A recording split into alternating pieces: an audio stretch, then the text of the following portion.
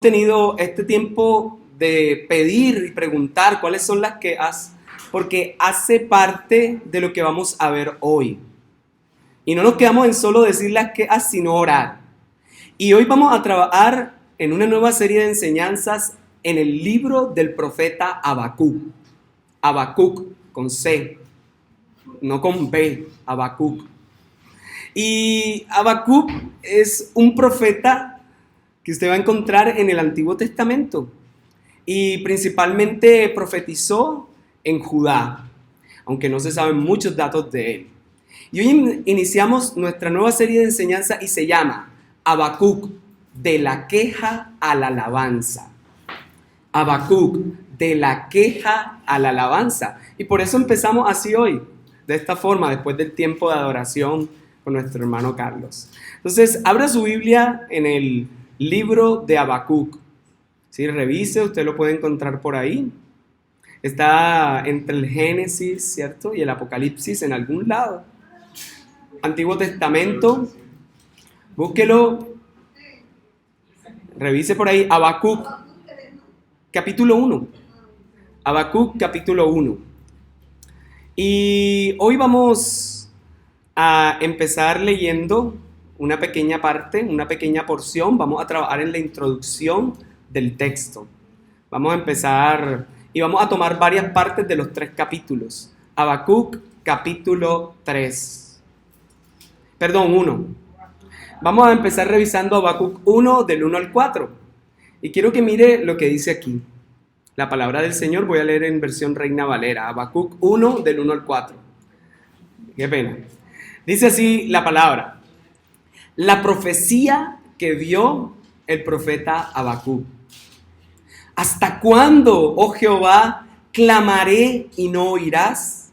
Y daré voces a ti a causa de la violencia y no salvarás. ¿Por qué me haces ver iniquidad y haces que vea molestia? Destrucción y violencia están delante de mí, y pleito y contienda se levantan. Por lo cual la ley es debilitada, y el juicio no sale según la verdad. Por cuanto el impío asedia al justo, por eso sale torcida la justicia. Padre, gracias por esta mañana. Gracias por el precioso tiempo que nos has dado. Oramos para que nuestros corazones, Señor, se abran. Hoy te decimos, Señor, disponemos nuestro corazón para escuchar tu palabra, meditarla y vivirla. Señor, queremos tomar la porción que tú tienes para nosotros, alimentarnos con lo que tú tienes para darnos, pero meditar el resto de la semana en la palabra y practicarla. En el nombre del Señor Jesús, amén. Bien, hermanos, entonces trabajamos Habacuc, de la queja a la alabanza. Así que todo este mes de diciembre vamos a estar en Habacuc. Empiece a leérselo. Ahora, él es un profeta del cual realmente no sabemos mucho. No tenemos mucha idea de quién es, cuál era su familia, dónde vivía. No, pues los datos del libro no nos dan casi nada. Lo mínimo que pudiésemos decir es contemporáneo a Nahum. Y Nahum fue otro profeta que estuvo contemporáneo a él en su época. Y hoy no será el día de explicarlo. Pero él vivió en medio de un tiempo de decadencia. Parece que en los tiempos de Josías, después de Osías, por allá año entre el 680, 605 antes de Cristo.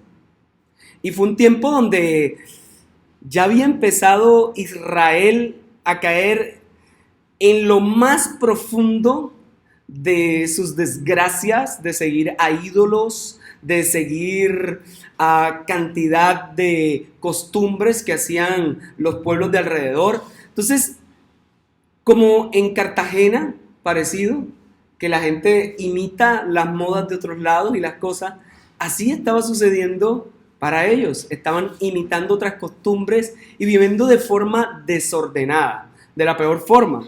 Entonces estaban en un tiempo caótico, decadente, corrupto, poco esperanzador. Y hay muchos que esta mañana se quedaron diciendo la corrupción y diferentes clases de cosas, que el alcalde no salga igual al otro, que lo que digo lo cumpla. ¿cierto? Entonces, este libro de Habacuc se da en un tiempo donde hay mucha corrupción y violencia. Y usted ve los noticieros y hay violencia por todos lados. Entonces, se marca también entre el ocaso del imperio asirio, pero también el nuevo amanecer del imperio babilonio, que venía con toda la fuerza. Ahora, Asiria va a ser comparado, el imperio dominante, como un pescador que pesca pueblos. No tiene pescado, sino que los peces son los pueblos. Y usa una red para tomarlos y echarlos. Pero ojo, no sé si alguna vez usted ha visto que colocan en un mismo anzuelo a los peces por la boca. No sé si ha visto que a veces amarran cantidad de peces, todos por la boca, pero con un mismo anzuelo. Bien, resulta que esa era una de las costumbres que tenía el imperio que dominaba. Cogía a la persona y la encadenaba, pero por aquí, por el labio inferior. Y cada uno lo amarraba para que no se desordenaran y no se fueran el uno sobre el otro. Entonces, si alguien no iba en filita india, como dice, si no iba quieto, si alguien se quería escapar, entonces afectaba a todos. El dolor iba a ser grande. Entonces, pareciera que la imagen que toma literalmente la coloca ahí, de pescador, y lo vamos a ver a lo largo de la serie de enseñanza. Pero ojo, ese pesca y dice que su poder está en que es un gran pescador, pero ese gran pescador es un falso Dios, porque no es en su fuerza, pero está a punto de ser atrapado ese pescador por una poderosa águila, y el águila que van a mostrar es el imperio que se acerca, el babilonio.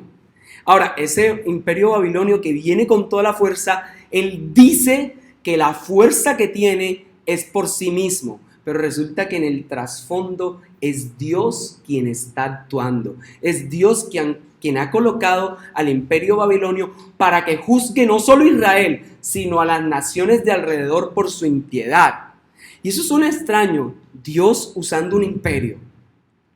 ¿Puede Dios, perfecto, puro, bueno, utilizar gente mala?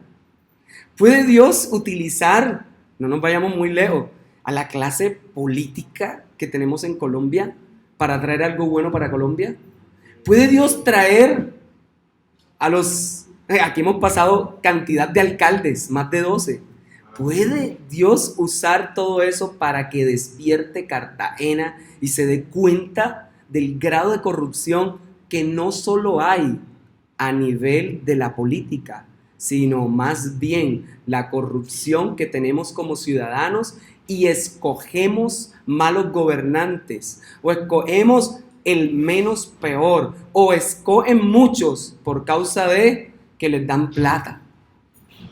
Pareciera ser que tuvo que suceder esto en nuestra ciudad para que abriésemos los ojos, porque si no, todo iba a seguir igualito. Entonces, eso es lo que está pasando en la época del profeta. Corrupción, cada quien hace lo que se le da la gana. Y uno dice, pero Dios, ¿cómo así?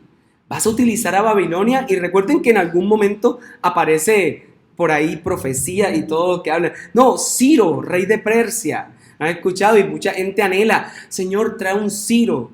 Y Ciro es un malvado en la Biblia que fue usado en medio de su maldad para favorecer a Dios. Pero hoy hay, Señor, mándanos un Ciro. Yo creo que no han leído la palabra para pedir un Ciro.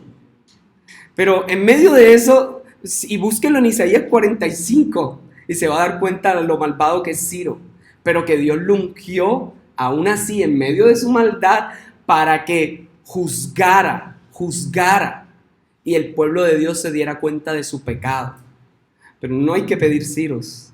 Hay que pedir y orar por nuestros gobernantes para que hagan lo correcto. O a veces tenemos 13, 14 Ciros en una misma ciudad. Entonces, hermanos, el pueblo de Israel está en medio de imperios. Pareciera que estuviera como Colombia, en Sudamérica, envuelta por los intereses de diferentes países. Y hoy no me digan, no, el pastor tiene cara de ¿qué? De socialista, no, ni por ahí.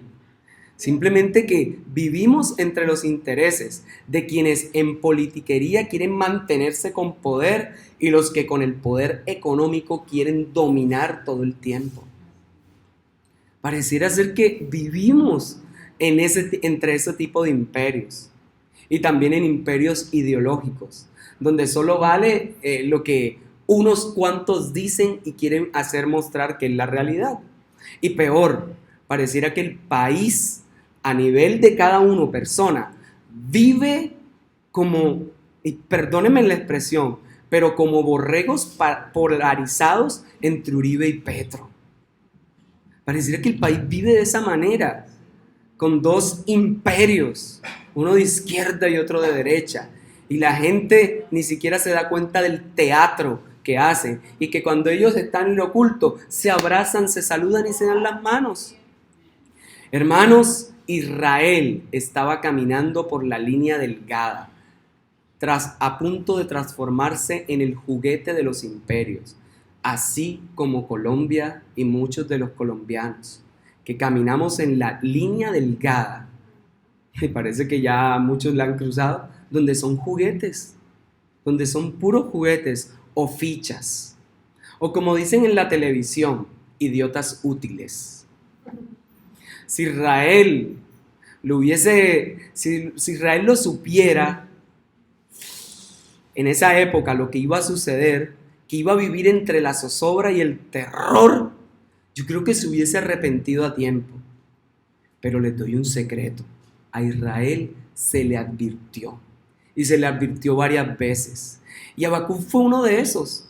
Antes de que se profundizara la apostasía y antes que llegara el imperio babilonio, él empieza a decir, miren, esto es lo que pasa. Pero ojo, este hombre es un poeta, es un profeta diferente, es un profeta bien poético. Ahora, ningún profeta como Habacuc ha estado así a la boca de hablar con las grandes potencias imperialistas de esa época, porque él es el primero que empieza a decir y a denunciar las cosas. Y a mí me parece totalmente impresionante que él se atreve a decir algo. Mire el capítulo 1, versículo, el segundo versículo. ¿Con qué frase empieza? ¿Qué le llama la atención a usted de ahí, de ese versículo? ¿Hasta cuándo? ¿Y cuándo uno dice hasta cuándo? Cuando está harto, cuando uno está hastiado, cuando uno dice ya no más. Y uno le dice, ¿sabe qué? ¿Hasta cuándo? ¿Alguna vez usted ha dicho hasta cuándo? ¿Le ha dicho, y a Dios se lo ha dicho? Sí. Señor, estoy hasta la coronilla. Wow. Y a mí me parece interesante porque el libro tiene varios movimientos. El libro tiene movimientos donde empieza el profeta orando. Pero ¿cómo es la oración? Una queja. Como hicimos, unas oraciones donde nos quejamos. Decimos, Señor, ya estamos hartos y cansados de esto. Pero la impresión del profeta, ¿cómo es? Parece que Dios guarda silencio. Pero luego viene la respuesta de Dios, ¿cierto? Y la respuesta de Dios es, traeré una potencia que destruya. Y uno dice, Señor, yo estoy orando para que cese la violencia y vas a mandar una violencia mayor. Explícame esto porque no lo entiendo. ¿Cómo quieres acabar esto? Pero lo siguiente es que le dice eso. Señor, ¿cómo así que vas a usar al pueblo babilonio? Y es tan atrevido el profeta que en el capítulo 2, versículo 1, le dice, yo no sé si está de brazos cruzados, pero dice, Señor, ¿sabes qué? Me voy a quedar aquí esperando tu respuesta. Descaradito, pero en medio de todo sale Dios y le responde, bien, yo te voy a responder y te voy a dar las razones. Tú eres un ciego y no te das cuenta que el proyecto que tú tienes es chiquitico, es como una pulga. Tú solo estás pensando en ti, en tu familia y tal vez en toda la nación, sí, pero no estás pensando en el mundo entero, en los países que rodean. Lo que yo estoy haciendo es tejiendo, no una red pequeñita para Israel, es una gran red para rescatar y salvar a todas las naciones. Y por eso es necesario que suceda esto. Y a veces, hermanos, nosotros, como utilizan esa analogía, solo vemos el árbol y no el bosque. Vemos el problema el árbol, no vemos más nada, estamos en el árbol. Pero cuando nos levantamos encima, vemos el panorama completo. Y pareciera que eso es lo que le dice Dios a Habacuc: te voy a mostrar el panorama completo, para que entiendas que yo no soy sordo, para que entiendas que yo no soy ciego. Yo sí veo y tengo control de las cosas, solo que tú eres tan pequeño que no estás viendo cómo estoy actuando. ¡Wow! Eso es como una cachetada, ¿cierto? Entonces, los interrogantes del profeta son: ¿hasta cuándo? ¿Por qué? ¿Por qué sucede todo esto? Y es como que nosotros nos identificamos con él, porque somos muy parecidos.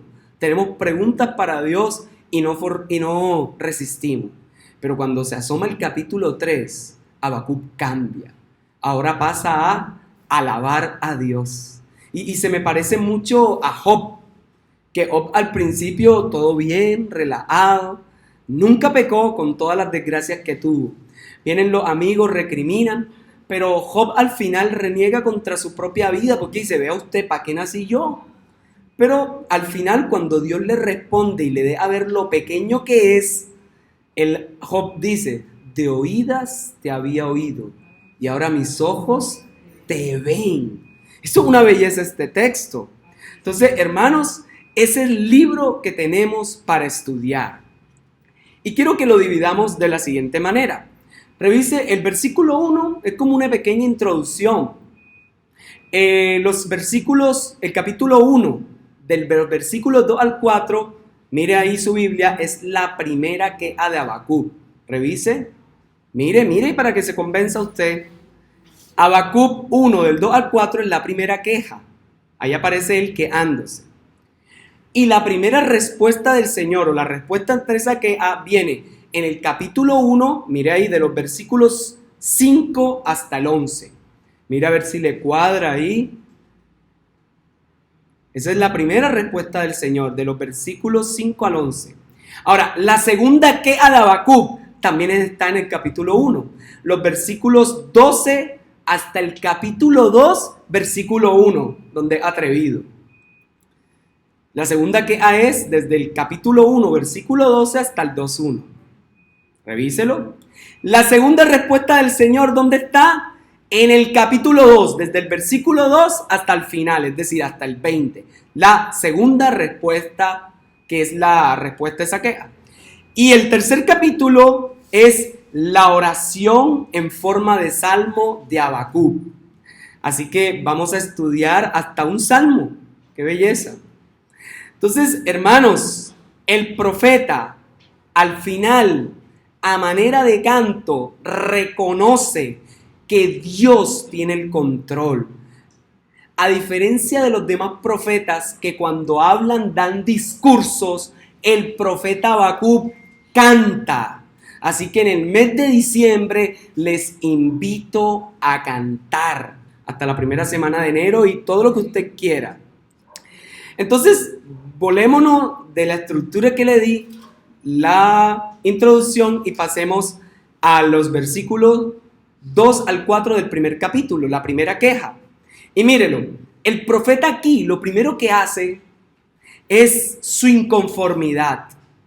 Es decirle: Señor, yo creo que tú no me escuchas. Señor, ¿hasta cuándo? Porque te siento en silencio, escondido y perdido. ¿Dónde te me has metido, Dios, que te has ido? No te veo, ¿cierto? ¿Hasta cuándo? Y Judá está viviendo tiempos de crisis. Pero hermanos, ese versículo 2 tiene algo interesante, porque dice: ¿hasta cuándo, Jehová, clamaré y no oirás? Y daré voces a ti a causa de la violencia y no salvarás. Cuando se usa esto, ¿hasta cuándo, Jehová, clamaré? ¿Significa que ha clamado esta como primera vez o ha clamado antes? Bien, amados hermanos, no es la primera vez que Habacuc clamaba a Dios. Ya antes se había quejado, ya antes en oración había puesto las cosas. Por eso dice: ¿hasta cuándo? ¿Hasta cuándo clamaré? Hermanos, lo que necesita hoy Cartagena, Colombia y el mundo es gente que ore. La iglesia debe empezar a protestar en oración. La iglesia debe empezar a clamar. La iglesia debe combinar las quejas diarias, las quejas que pueda hacer, no sé, como individuo, si quiere marchar o lo que va a hacer, no sé, lo que usted quiera, pero necesita orar. Si usted sale a la calle, ore. Si usted no sale a la calle, ore. Si usted camina, si usted pasa quejas por el teléfono en encuesta, ore. Pero ore. Porque una de las características que vamos a encontrar es que las quejas se tratan en oración. Luego miraremos cuándo es acción y todo eso. Pero por lo menos hoy empezamos con oración. Entonces, se vale quejarse, pero quejémonos en oración, diciéndole, Señor, mira esta situación. Y si te estás quedando por esa situación, dile, Señor, no entiendo por qué está pasando esto. No entiendo. Saben, el número de delitos contra mujeres, contra niños, contra hombres, vive en aumento y se presenta cada vez escandaloso. No muchas veces porque se esté cometiendo más. Y espérense, les explico, antes que cualquiera me caiga. Es porque antes no se denunciaban tantos ni había tanta facilidad. ¿Saben? Gracias a Dios uno puede denunciar y se puede quejar. Y se está visibilizando todo eso. Y eso nos da motivos para ir y decir, eso está malo. Eso nos da motivos para poder escribir una carta y decirle al gobierno, hey, ¿qué pasa? Cuidado con esto. Antes los debates no eran televisados y uno no sabía qué goles nos estaban metiendo.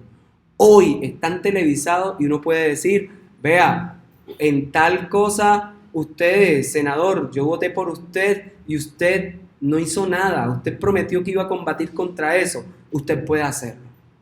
Puede quejarse de esa manera. Escríbale, denuncie bueno, no sé, tantas formas que hay. Un video delante, un video del después. Ahora no digan, no, pero es que parece que el pastor se está volviendo revolucionario. No. Solo quiero decirles que hay que tener cuidado. Y que si uno se queja, debe orar, debe llevar su queja al Señor. Hermanos, hoy muchos se quejan, pero no oran. Por eso sus quejas son ineficientes, insuficientes y no sirven. Hay que orar por el país. Muchos critican y no son parte de la solución. Muchos salen a hacer vandalismo. No salen por lo menos a decir lo que debe ser, sino que salen solo a destruir. Y qué pena, como les decía con Tito al final, que coincidió Tito con esto de toda la conmoción que hay y ahora coincide Habacuc. Échenle la culpa cuando estábamos orando y Dios nos regaló que para final de año era Tito y Habacuc. Así que no tenemos la culpa que nos toque esto ahora. Ya estaba programado, por si acaso. Entonces, hermanos, muchos marchan contra la corrupción y muchos no marchan. Pero resulta que casi todos estamos pringados con corrupción dentro de la casa. Deberíamos marchar también por nuestros propios pecados que no dejamos. Y no estoy criticando a los que marchan, solo estoy diciendo que deberíamos marchar, hacer una marcha por nuestros propios pecados y denunciar nuestra propia corrupción, salir con avisos diciendo, yo fui un tonto al discriminar a tal persona. Eso, deberíamos salir con esas pancartas. ¿No les gustaría hacerlo un día, marchar contra nosotros mismos? Salimos los dos o salimos los tres. Creo que esas marchas no nos gustan, ¿cierto? Marcho en mi contra por lo que hice, pero también marcho para mostrar que Jesús me cambió y me restauró. ¿Ok? Deberíamos sacar a la luz eso. Y está bueno, muchos saben que me gusta escribir y que escribo, en esta época no he escrito nada para no incendiar redes sociales, pero estoy que saco un escrito contra mí mismo y decir, esto es lo que me pasó y así Cristo me cambió. Yo creo que deberíamos hacer eso, mostrar cómo vivíamos antes de Cristo y mostrar cómo vivimos ahora. Ahora, si como estamos viviendo es igual a antes, entonces necesitamos que Cristo marche en nuestras vidas y caminar por la senda antigua y arrepentirnos de nuestros pecados. Porque si no estamos llenando sillas en la iglesia. Hermanos, muchos desean que haya más presupuesto para X o Y cosa, ¿cierto? Y es legítimo, pero no es legítimo que robemos lápices, que desperdiciemos el presupuesto de las empresas donde trabajamos, que nos dejan solo para imprimir lo que es del trabajo y se gastan una resma imprimiendo, no sé, sus propios libros y sus cosas. No sé. Hermano, eso está mal y deberíamos, si alguien debería marchar, es por eso, estoy utilizando mal los recursos de mi empresa. A veces nuestros padres o la familia nos dice, hay que lavar los platos o tenemos cosas asignadas. Y a veces, ¿qué hacemos? Dejamos todo tirado por ahí. Las mamás deberían marchar contra sus hijos. Tú dejas los platos tirados o dejaste la ropa tirada. Y perdonen que lo diga de esta manera. Como les digo, no quiero deslegitimizar nada, porque hay buenas razones. Pero hoy quiero pedirle el favor que pensemos en nosotros. ¿Qué tal que fuéramos nosotros los que estuviéramos en el poder? Pues le cuento que usted está en el poder de su vida. Y como lo que usted está haciendo en su vida, lo vemos otras personas. Y la palabra dice que somos cartas abiertas. Así que deberíamos revisarnos, porque probablemente haya gente que por ahí que pueda darnos 7 vueltas en forma de marcha. No de Jericó para que caigamos, por si acaso, sino para que nos arrepintamos. Hermanos, Habacuc oraba, pero él no veía la respuesta. Y muchas veces oramos y no vemos respuesta. Muchas veces salimos y protestamos derechos de petición, de sacar tutela, de sacato de tutela. Llamamos a la defensoría, llamamos a la superintendencia de salud, etc. Y a veces no pasa nada. Hermanos, yo les invito a interceder por lo que está pasando en el país. Porque tal vez Dios nos está permitiendo ver todas estas cosas para que todo el pueblo, porque esto no está pasando solo en Colombia, en toda Sudamérica y en muchos países. Y gracias a Dios en Colombia somos más civilizados, porque en Europa destruyen de todo. En el cono sur, más abajo de nosotros, destruyen. Creo que Colombia es uno de los más pacíficos en eso. Pero miren en Francia, queman, literalmente queman. Y eso está mal, eso está muy mal. Entonces, en medio de la conmoción que hay en América del Sur, el profeta Habacuc nos llama a orar, a ponernos de rodilla, a unirnos como iglesia. Y como les dije, repito, no está malo decir esto está mal, salir y decir eso. No, no está malo. Pero está malo que no oremos. Está malo que nuestras rodillas, y perdonen que lo diga así, rodillas es porque es sinónimo de oración, pero quienes no se pueden arrodillar porque tienen problemas, artritis, no sé, o algún problema en la rótula, usted incline su corazón a la oración. Entonces, hermanos, Dios está en control.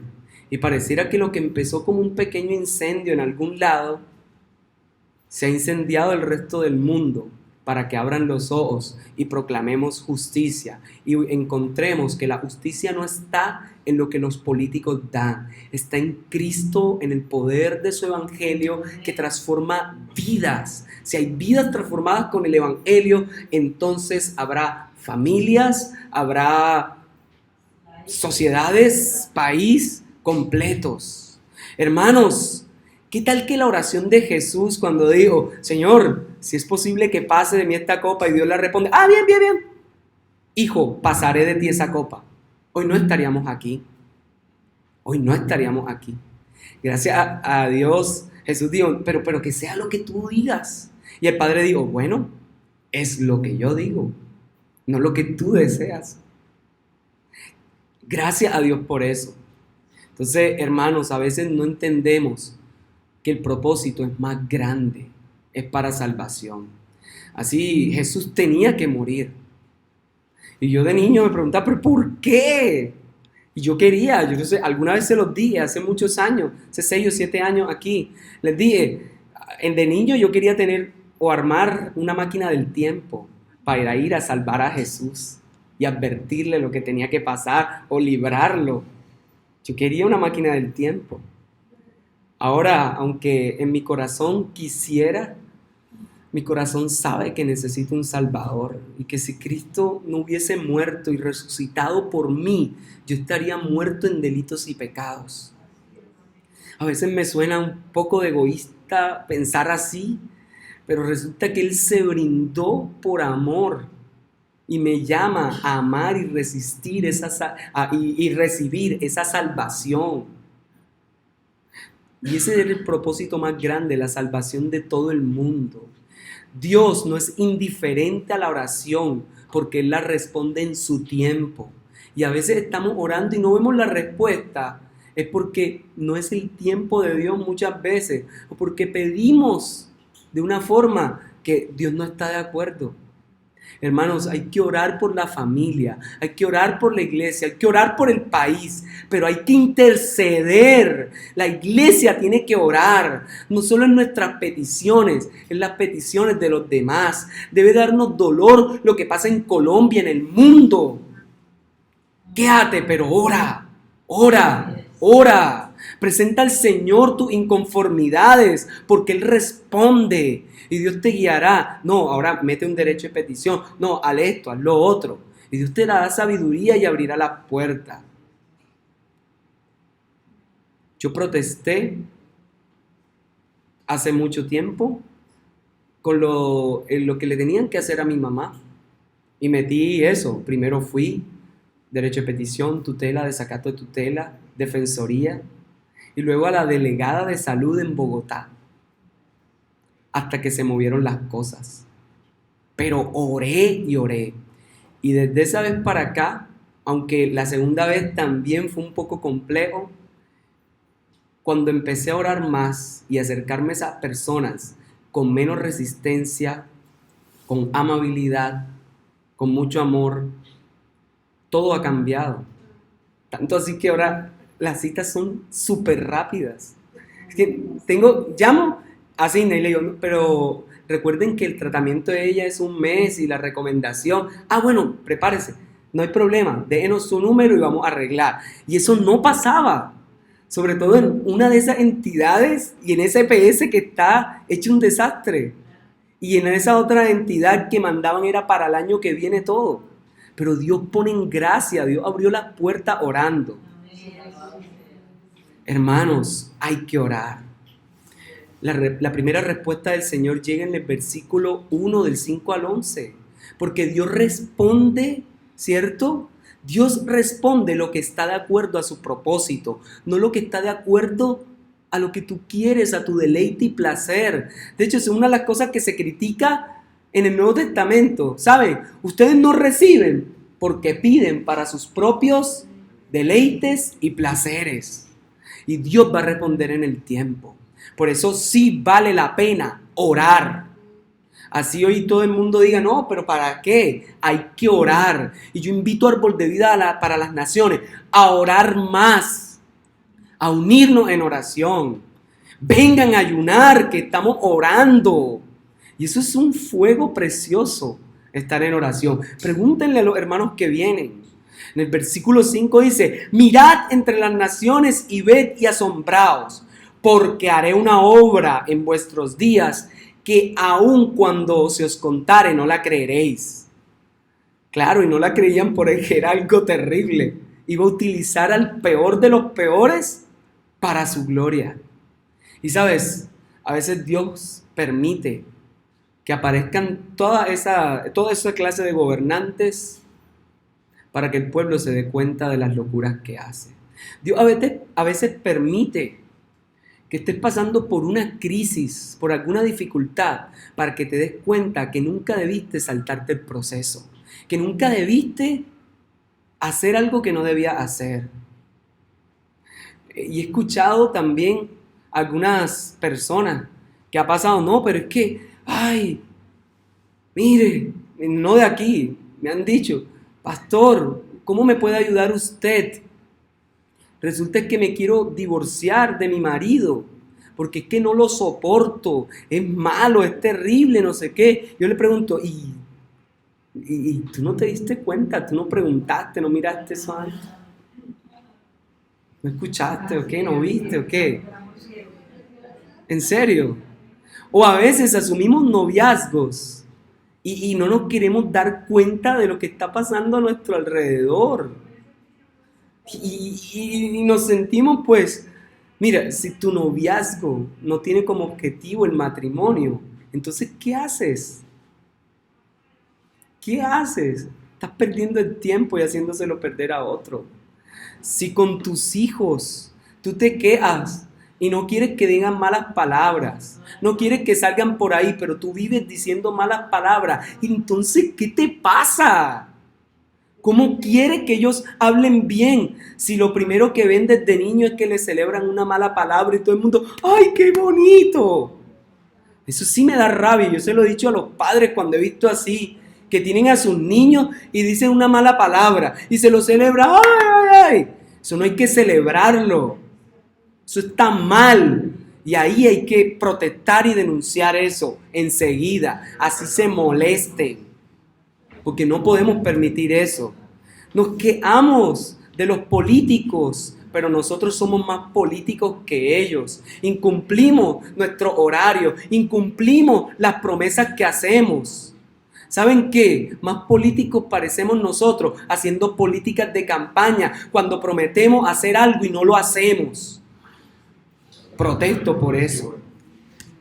Hermanos, Dios tiene un plan grande. El plan de Dios es macro. Es algo que a veces desde nuestro lugar tan pequeño no lo podemos ver. Y Dios nos está invitando a que entendamos que a veces es un gran rompecabezas, que poco a poco se van juntando las fichas correctas para mostrar su gloria.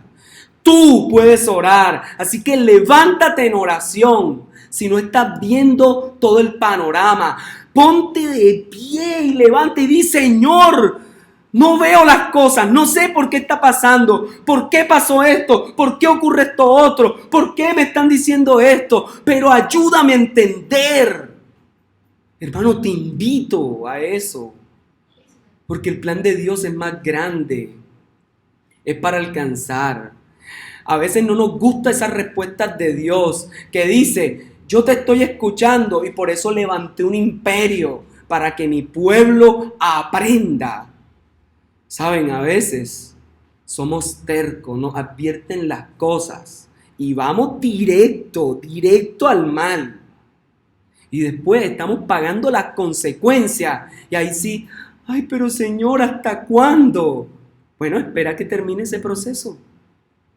Espera que terminen de molerte. Lo mejor hubiese sido hacer caso y no esperar que nos moliera.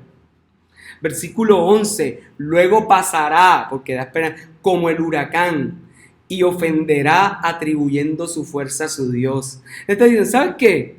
Ellos van a destruir porque yo les di poder, pero ellos van a pasar por su altivez. Y yo no sé, es un ejemplo, no sé si alguna vez han oído de Nabucodonosor, ¿cierto?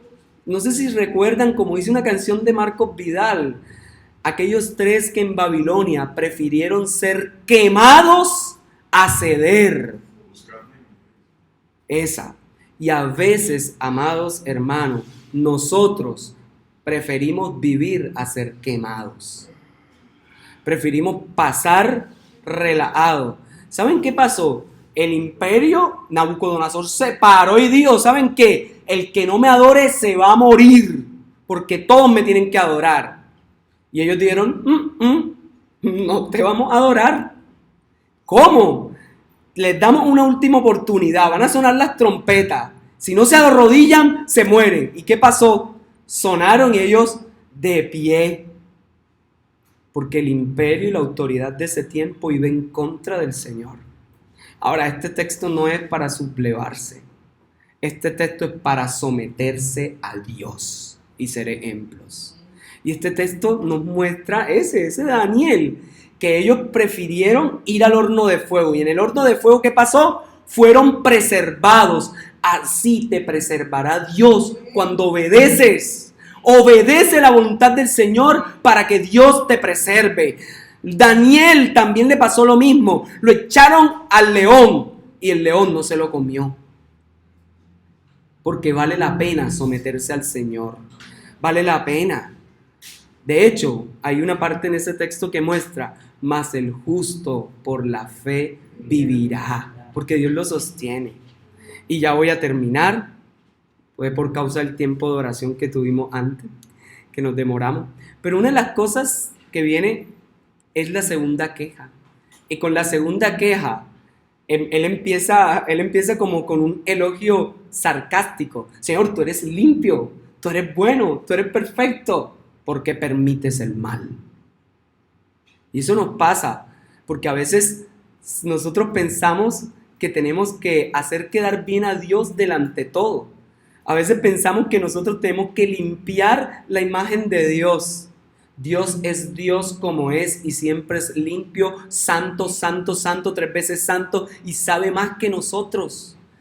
Nosotros somos los que a veces, como los fariseos en el tiempo de Jesús, pensamos que haciendo esto y lo otro es que está la limpieza. No, no es en eso. Y aquí eso es lo que muestra. Habacuc tenía un imaginario de Dios y se frustró porque Dios no era el Dios que él quería. Yo no sé cuántos se han frustrado de Dios. Señor, ¿por qué? ¿Dónde estabas? ¿Por qué? Si eres un Dios perfecto, ¿por qué pasa esto? Y el problema es que nosotros tenemos un imaginario de un Dios, el cual no es así. Por eso hay que mirar a las Escrituras y darse cuenta que Dios todo lo que está haciendo es ir tejiendo, porque está preparándote algo, quiere mostrarte algo. Y hay cosas que no entendemos y no vamos a entender en esta tierra. Y con todo y eso, Dios está ahí esperando que tú clames, porque tiene la respuesta. Hermanos, la siguiente, penúltima parte, habla de la segunda respuesta. Y la segunda respuesta es, escribe una visión. ¿Pero dónde? Declárala en tablas.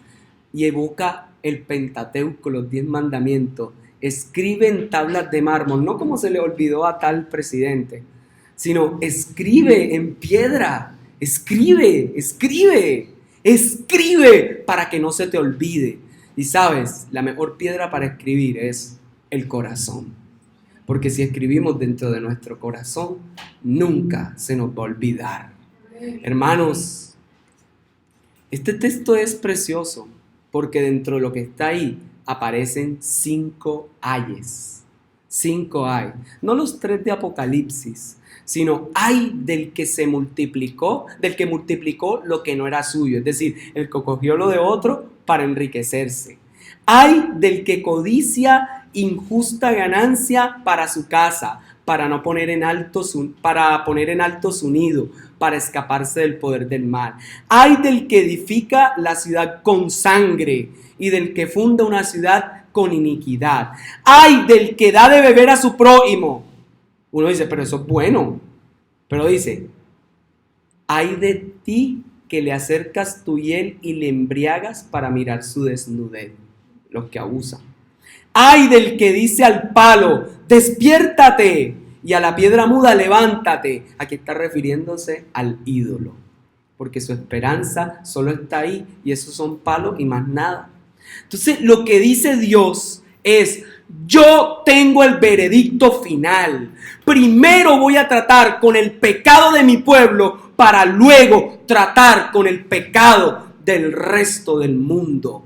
Árbol de vida para las naciones. Dios quiere tratar con tu propio pecado, con mi pecado, para que luego saquemos la viruta que está en el ojo del otro, porque tenemos una viga gigantesca. Quiero dar unas conclusiones volándome el capítulo 3. Habacuc 2:4 es el centro del texto. He aquí aquel cuya alma no es recta se enorgullece, mas el justo por su fe vivirá.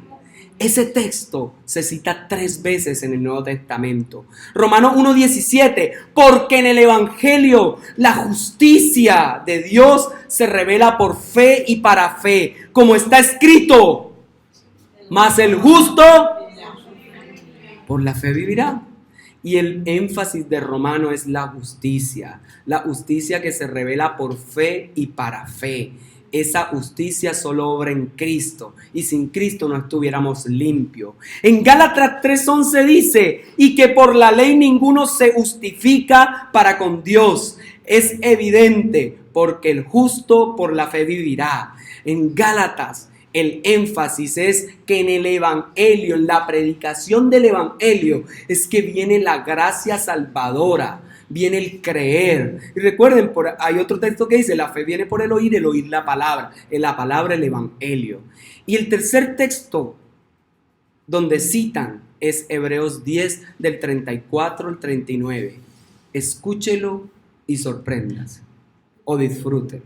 Porque de los presos también os compadecisteis, y del despojo de vuestros bienes sufristeis con gozo, sabiendo que tenéis en vosotros una mejor y perdurable herencia en los cielos. No perdáis pues vuestra confianza, que tiene grande galardón, porque os es necesaria la paciencia, para que habiendo hecho la voluntad de Dios, obtengáis recompensa. Porque aún un poquito, y el que ha de venir vendrá y no tardará. Mas el justo por la fe vivirá. Y si retrocediere, no agradará mi alma. Pero nosotros no somos de los que retroceden para perdición, sino de los que tienen fe para preservación del alma. El énfasis de Hebreos es que en medio de las tribulaciones, en medio de las pruebas, en medio de la destrucción, el justo se mantiene por fe. Te invito a vivir por fe en medio de las pruebas. Te invito a vivir por fe, entendiendo que en el Evangelio solo hay justificación. Te invito a vivir por fe, entendiendo que el Evangelio es nuestra vida. Un imperio no puede quebrantar a alguien que ha decidido no contaminarse. Un imperio no puede hacer que adoremos una estatua o a una persona, porque Dios puede librarnos y lo hará. Y si no lo hace, igual no nos inclinaremos a nadie más. Preferible pasar por fuego. Padre, gracias. Colóquese de pie. Gracias por tu palabra.